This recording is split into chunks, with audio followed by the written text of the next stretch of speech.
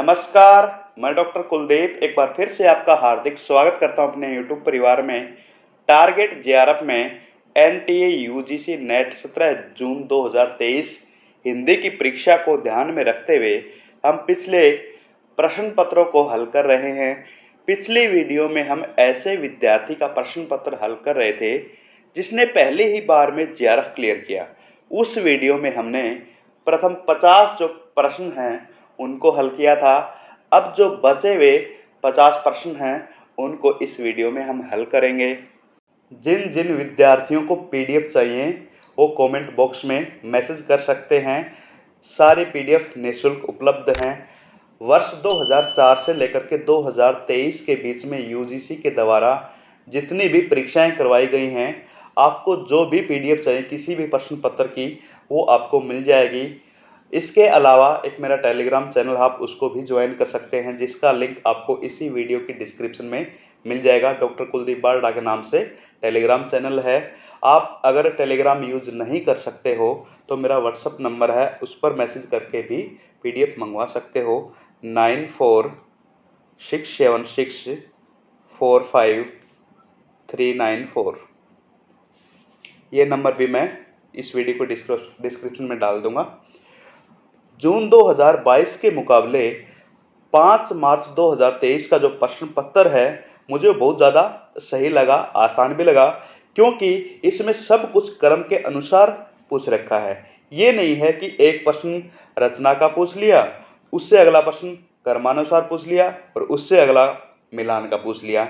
जैसे पिछली परीक्षा जो जून 2022 की परीक्षा को हम हल कर रहे थे पिछली वीडियोज में, तो उनमें क्या था, इधर उधर से घुमा रखा था जिससे विद्यार्थी विचलित हो जाते हैं।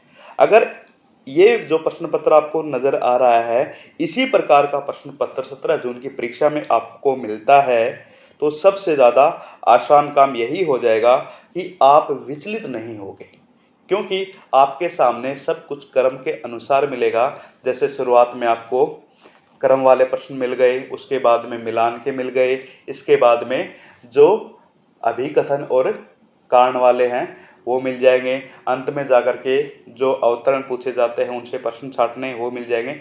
सब कुछ क्रमानुसार मिलेगा तो आपके लिए बहुत ज़्यादा काम आसान हो जाएगा। तो आइए अब हम शुरू करते हैं बिना देरी करते हुए 51वें प्रश्न से।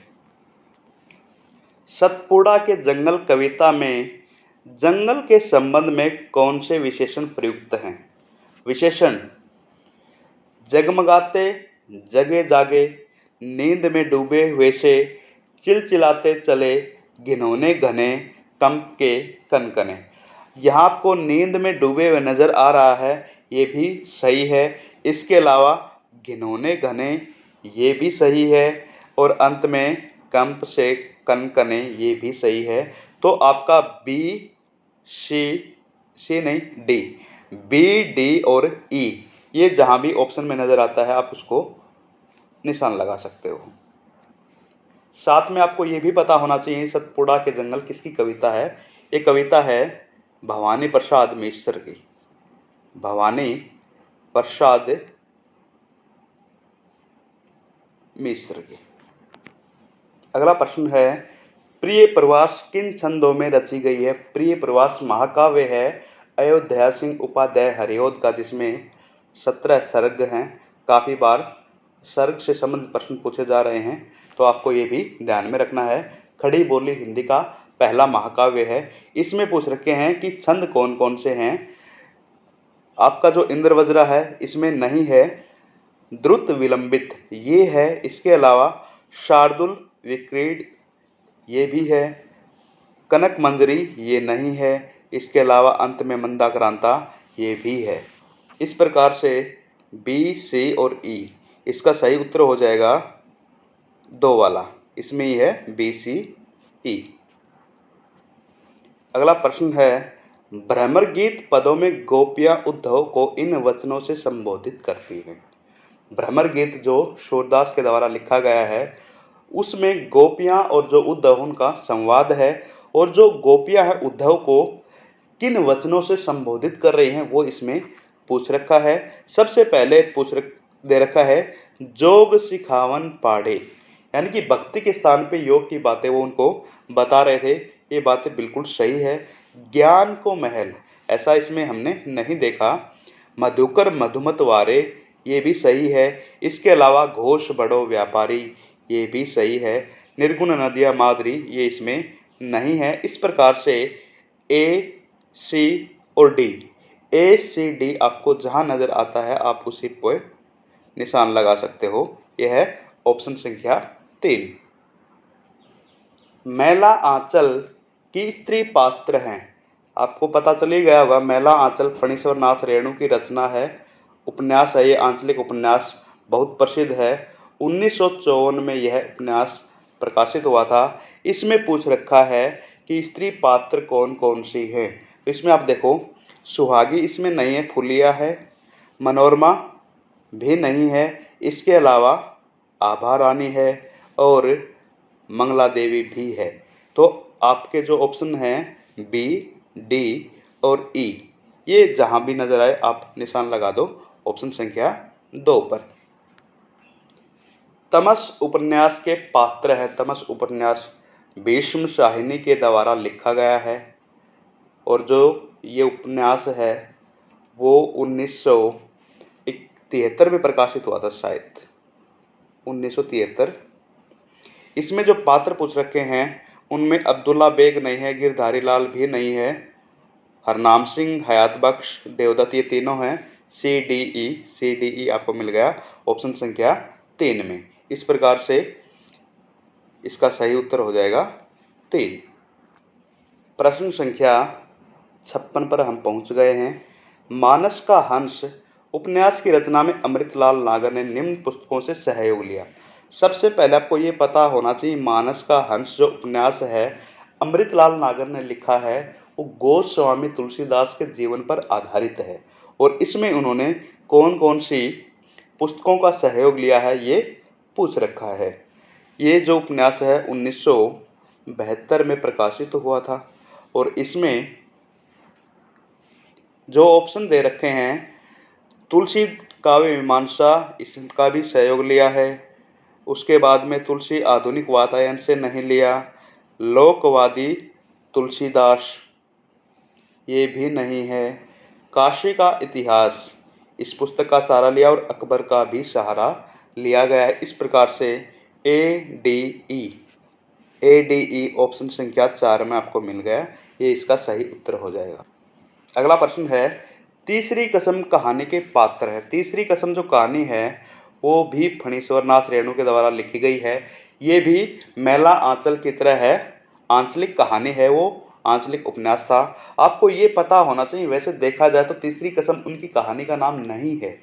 उनकी कहानी का नाम है मारे गए गुलफाम। मारे गए गुलफाम बहुत महत्वपूर्ण है, उसको ध्यान में रखना आपको। इन्होंने ये कहानी लिखी थी मारे गए गुलफाम और इसी कहानी को आधार बनाकर या फिर इसी कहानी पर एक फिल्म बनाई गई जिसका नाम था तीसरी कसम। उसमें राज कपूर ने हीरो की भूमिका निभाई है और इसके अलावा वहीदा रहमान भी इस फिल्म में है, वहीदा रहमान। अब आपको ध्यान में रखना है, तीसरी कसम जो कहानी यहाँ पे पूछी गई है वो उस पर मूवी बनी हुई है तीसरी कसम नाम से। मारे गए गुलफाम ये कहानी थी, फणीश्वर नाथ रेणु की कहानी आंचलिक कहानी है और इसमें पूछ रखा है कि कौन कौन से पात्र इस कहानी में शामिल हैं। इसमें लाल मोहर भी है, इसके अलावा पलटदास भी है और इसमें फिर महेश्वर नहीं है, धुनीराम भी है, बेगू पटवारी भी नहीं है। लाल मोहर, पलटदास, धुनीराम, ए बी डी आपको ऑप्शन संख्या 3 में मिल जाएगा और यही इसका सही उत्तर होगा। अगला प्रश्न है, गैंग्रीन कहानी के संदर्भ में विचार कीजिए। गैंग्रीन कहानी जो कि सच्चिदानंद हीरानंद वात्स्यायन के द्वारा 1990 में प्रकाशित हुई थी, कहानी आगे के द्वारा लिखी गई थी। इस कहानी के बारे में जब हम विचार करेंगे, इस कहानी में पिता पुत्र के संघर्ष का चित्रण है, ऐसा हमने नहीं देखा। इस कहानी में अज्ञे को निम्न मध्यवर्गीय जीवन की विशेषताओं को चित्रित करने में सफलता मिली है। बिल्कुल, ये कहानी ही मध्यवर्गीय जीवन की है। इस कहानी में अज्ञे ने दाम्पत्य जीवन की सारहीनता और एकरसता को चित्रित किया है। ऐसा ही है, वो जो डॉक्टर है वो सुबह जाता है शाम को आता है, और उनकी जो पत्नी है वो अकेले अपने छोटे से बच्चे के साथ घर में रहती है। तो जो सारहीनता होती है दाम्पत्य जीवन की, पति पत्नी की, वो इसमें चित्रित किया गया है। इस कहानी में पूर्वदीप्ति शैली का, इसमें ऐसा नहीं है पूर्वदीप्ति शैली का प्रयोग नहीं हुआ है। इसके बारे में भी आपको मैं समझाऊंगा कि पूर्वदीप्ति शैली क्या होती है। गैंग्रीन के रोगियों के अक्सर पैर काटे जाने की सूचना जीवन की त्रासदी को अभिव्यक्त करती है। ये बातें सही है। तो बी, सी और ई आपको जहां नजर आता है आप उसी पे टिक लगा दो। तो यहाँ पे बी, सी, ई ऑप्शन 2 में ही है। अब आपको समझ में आ गया होगा कि किस प्रकार से यूजीसी के द्वारा प्रश्न पूछे जाते हैं। मिलान के प्रश्न हैं, कवि और कविताएं, उनकी रचनाएं पूछी जाती हैं, उनका जो सन है कर्मानुसार वो पूछा जाता है। कवियों के अलावा जितनी भी गद्य विधाएं हैं वो सभी भी पूछी जा रही हैं। ठीक है, अवतरण से संबंधित प्रश्न आ रहे हैं, भाषा विज्ञान, हिंदी व्याकरण, भारतीय पाश्चात्य काव्य शास्त्र, और सबसे ज्यादा मात्रा में आपको हिंदी साहित्य इतिहास ही दिखाई दे रहा है। प्रश्न संख्या 59 पे हम आ गए हैं। आषाढ़ का एक दिन नाटक में मल्लिका के कथन। आषाढ़ का एक दिन मोहन राकेश के द्वारा लिखा गया नाटक है, जो कि 1958 में प्रकाशित हुआ था। मोहन राकेश ने नाटक लिखा था, 1958 में प्रकाशित हुआ था। इसमें एक मल्लिका है मुख्य पात्र इसकी। उनके कथन कौन से हैं? इस सौंदर्य के सामने जीवन की सब सुविधाएं हे हैं, ऐसा उन्होंने नहीं कहा। कोई भूमि ऐसी नहीं जिसके अंतर में कोमलता न हो, ये उन्होंने इसमें कहा है। आज तक का जीवन किसी तरह बीता हो, आगे भी बीत जाएगा, ये भी उन्होंने कहा है। इसके अलावा यह अवसर देखने के लिए ही तो मैंने आज तक का जीवन जिया है, ऐसा नहीं है। ये प्रतियां मैंने उज्जैनी से आने वाले व्यवसायियों से प्राप्त की है। ये सही है। बी, सी और ई, बी, सी, ई ऑप्शन संख्या 2 में है, इसका सही उत्तर हो जाएगा। भारत दूरदर्शा नाटक के संबंध में निम्नलिखित कथनों पर विचार कीजिए।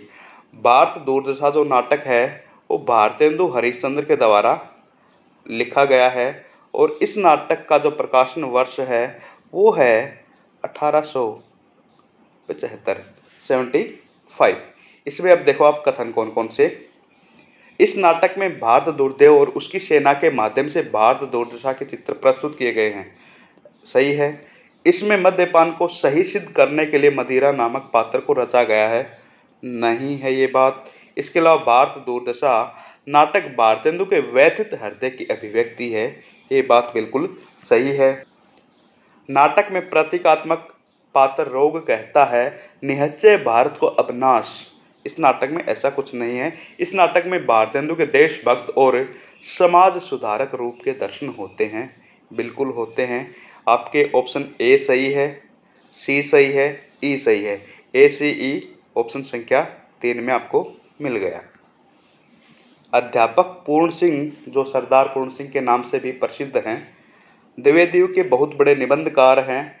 इनके कथनों पर विचार हमें करना है। हिंदी, पंजाबी और अंग्रेजी में लिखने वाले पूर्ण सिंह ने अंग्रेजी में सर्वाधिक लिखा है, सही है ये।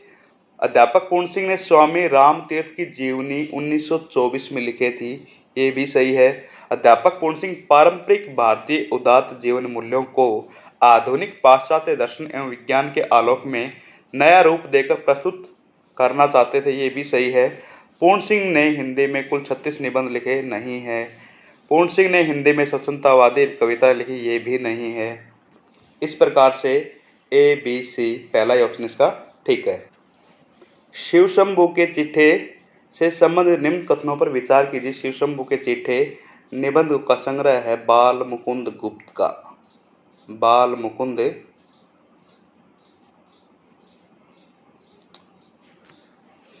मुकुंद गुप्त, जो कि हरियाणा झज्जर और रेवाड़ी के बीच में गुडियानी जगह है, वहाँ के निवासी हैं। और इन्होंने जो कुछ भी कथन दिए आप उनको देखो। अभी शिवशंभू शर्मा एक कल्पित चरित्र है, शिवशंभू शर्मा एक कल्पित चरित्र है, सही बात है ये। इसके बाद श्रीमान का स्वागत में शिवशंभू लॉर्ड मिंटो के बारे में, लॉर्ड मिंटो के बारे में नहीं, वो लॉर्ड कर्जन के बारे में लिखते हैं, ये गलत है यहाँ पे। इन निबंधों में व्यंग्य विनोद भाव का बड़ी सहजता से प्रयोग करते हैं। बिल्कुल इन निबंधों में व्यंग्य भाव ही हैं। बनाम लॉर्ड कर्जन नामक चिट्ठे का प्रकाशन 1901 में हुआ, ऐसा नहीं हुआ क्योंकि लॉर्ड कर्जन से संबंधित जो भी निबंध है वो शिवशंभू की चिट्ठे में है और विदाई संभाषण के नाम से है। शिवशंभू अपने को वायसराय के समक्ष गूंगी प्रजा का एक वकील, एक दुरासा मानता है, ये भी सही है। ए सी ई ऑप्शन संख्या 2 में आपको मिल गया। अगला प्रश्न देखो, निबंधकार प्रताप नारायण मिश्र से संबंधित निम्न कथनों पर विचार कीजिए। भारतेंदु युग के निबंधकार हैं प्रताप नारायण मिश्र, सबसे पहले आपको यही पता होना चाहिए। इसके बाद में इनके जो कथन है वो देखो, प्रताप नारायण मिश्र को हिंदी का एडिशन कहा जाता है। बिल्कुल एडिशन हिंदी का एक प्रश्न यहाँ से भी बनता है। हिंदी निबंधों का जो आप कह सकते हो हिंदी का जो एडिशन है वो कौन है? प्रताप नारायण मिश्र।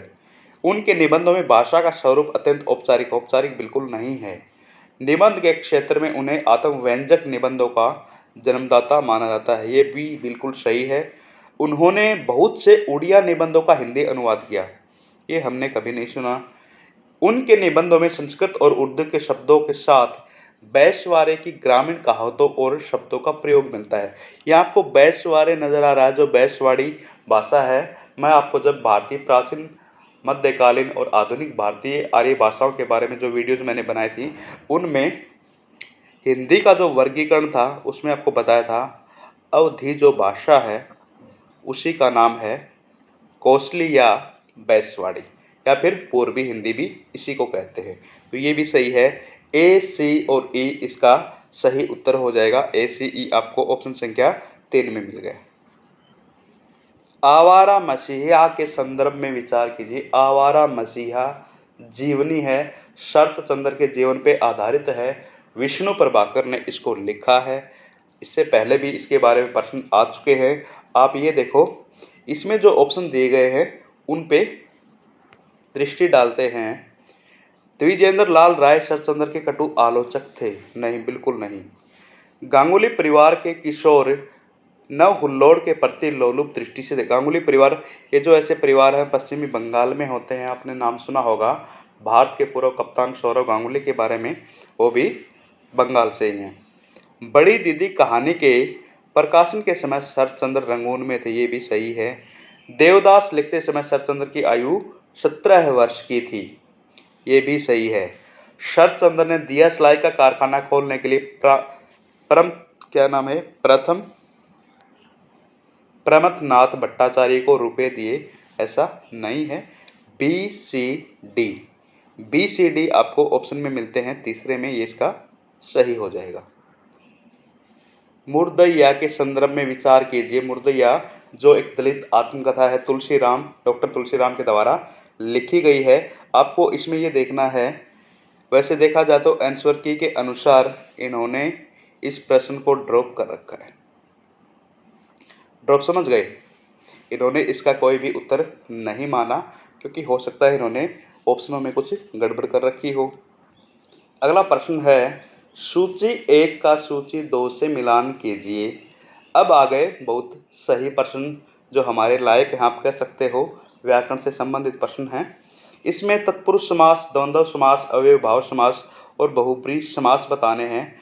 तत्पुरुष समास आपको देखो कहाँ पे नजर आ रहा है? शिव का आलय, इसमें तत्पुरुष समास है। आप ए को 3 से मिला दो। इसके पश्चात द्वंद्व समास लव कुश, इसमें आ गया आपको नजर।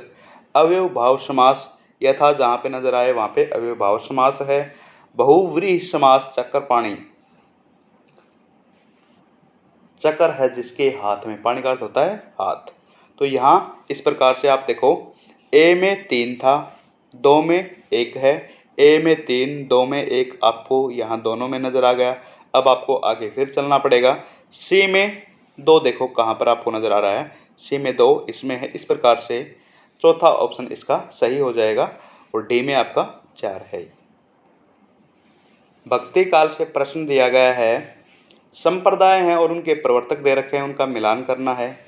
श्री संप्रदाय के रामानुजाचार्य हैं, ऐसे प्रश्न मुझे बहुत ज़्यादा आसान लगते हैं, क्योंकि आप 1, 2 या 3 इस प्रकार से पकड़ लेते हो, कोई ना कोई तो आपको पता ही होगा।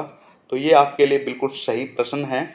श्री संप्रदाय रामानुजाचार्य का, ब्रह्म संप्रदाय मध्वाचार्य का, पिछली वीडियो में भी हमने इसके बारे में, पिछली वीडियो में नहीं, पिछले प्रश्न पत्र में हमने इसको देखा था। रुद्र संप्रदाय, रुद्र संप्रदाय के जो प्रवर्तक हैं वो हैं विष्णु संप्रदाय और सनकादि संप्रदाय के निम्बारक आचार्य। निम्बारक आचार्य सलेमाबाद राजस्थान में अभी भी इनकी गद्दी मौजूद है। इस प्रकार से आप अब देख लो, एक का 1 से मिलान करो और बी का 3 से। यहाँ देखो, एक का 1 आपको ए में भी नजर आ रहा है और 3 में भी नजर आ रहा है। उसके बाद में बी का 3 देखो कहाँ पे है, बी का 3 ऑप्शन संख्या आपको 3 में नजर आ रही है, तो इसका यही सही हो जाएगा। यहाँ रचना और रचनाकार के बारे में पूछा गया है। मंटो मेरा दुश्मन है उपेंद्र नाथ अश्क का। इसके बाद में ये और वे जैनेंद्र की है। जंजीरें और दीवारें राम वृक्ष बेनीपुरी। प्रेमचंद घर में शिवरानी देवी। इस प्रकार से आप ये देखो, एक का हमने 3 के साथ मिलान किया है, एक का 3 आपको तीनों में नजर आ रहा है। फिर बी का हमने 3 के साथ मिलान किया है, बी का 3 4 के साथ, 4 हमें 2 में नजर आ रहा है। उसके बाद में हमने सी का मिलान 2 से किया है, सी का मिलान आपको 2 ऑप्शन संख्या 2 में नजर आ रहा है। 3 4 2 1, 3 फिर 4 2 1, ये इसका सही हो जाएगा। अगला प्रश्न है, ये जो ग्रंथ दे रखे हैं यहाँ पे, इनका मिलान करना है, इनके जो प्रकाशन वर्ष आप कह सकते हो शताब्दी। काव्य प्रकाश चंद्रालोक कौल्यानंद साहित्य दर्पण, सबसे पहले आपको पता होना चाहिए काव्य प्रकाश आचार्य मठ का ग्रंथ है। इसके पश्चात चंद्रालोक जो है वो जयदेव का ग्रंथ है।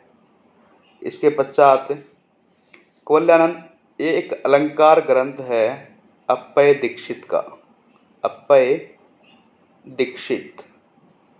और अंत में साहित्य दर्पण आचार्य विश्वनाथ का है, जो संस्कृत के अंतिम आचार्य कहे जा सकते हैं। अंतिम आचार्यों में इनका नाम शुमार है। वाक्यम रसात्मकम काव्यम, आचार्य विश्वनाथ।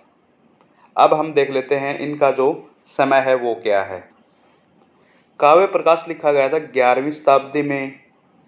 उसके बाद में चंद्रालोक 13वीं शताब्दी का है। कौल्यानंद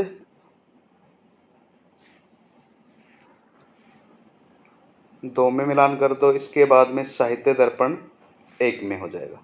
इस प्रकार से इसका सही उत्तर होगा, काव्य प्रकाश का मिलान है नीचे ये ऑप्शन संख्या 3। यहाँ पूछ रखा है पुस्तक और उनके जो आलोचक हैं उनके बारे में मिलान करना है। गोस्वामी तुलसीदास आचार्य रामचंद्र शुक्ल की है। इसके बाद में तुलसी काव्य मीमांसा, ये पुस्तक है उदय भानु सिंह की। तुलसी आधुनिक वातावरण से, ये है रमेश कुंतल मेघ की। लोकवादी तुलसीदास विश्वनाथ त्रिपाठी की। इस प्रकार से इनका मिलन हो जाएगा। यहाँ देखो अब 2 1 4 और 3, 2 1 4 3 आपको ऑप्शन संख्या 3 में नजर आ रहा है। प्रश्न संख्या 71 पर हम पहुंच गए हैं। अब यहाँ देखो, शेखर एक जीवनी भाग 1 का खंड, दूसरा है सूची, जो खंड का शीर्षक है उसका नाम दे रखा है। आपको मिलान करना है किस खंड का कौन सा नाम रखा हुआ है।